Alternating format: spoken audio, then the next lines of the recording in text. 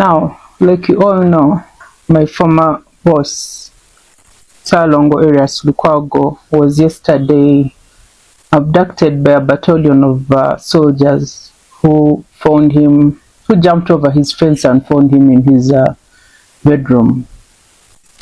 Now, those soldiers were under the instructions of Muhoozi, the CDF. And personally, I keep asking myself a lot of questions and even wondering, and I even get shocked anyway. Because Muhoozi finds a lot of pride. Muhoozi finds a lot of satisfaction in abducting, torturing, and even killing innocent and armed civilians.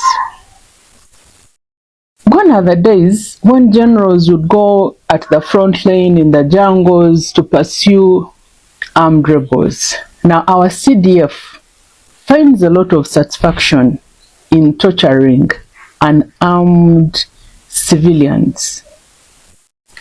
Now after torturing them, he shares their images on social media.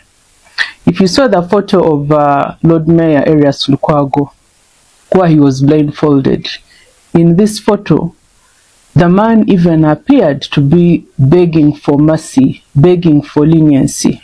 But what Muhoozi posted and said, he said, "I am going to sleep very peacefully. I'm so proud of what I have done to Muhoozi."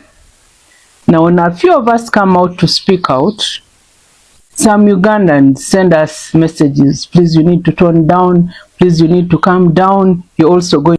Now, here is the dilemma that some of us are facing.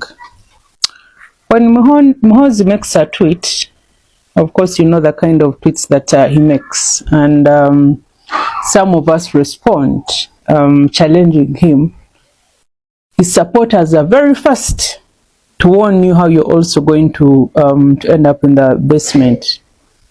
Sometimes they tag him and tell him, "General, Nyantura has to go in the basement."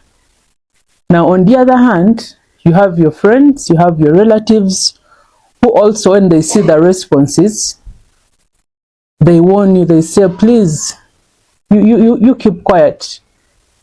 You might end up being killed. You might be the next in the basement." Now, my question is, what is the solution? Do you think keeping quiet is the solution to challenge Muhoozi? Do you think by keeping quiet, Muhoozi is going to stop torturing, abducting civilians and posturing on his ex, how he's a general, how he's powerful, how he's Mchozi?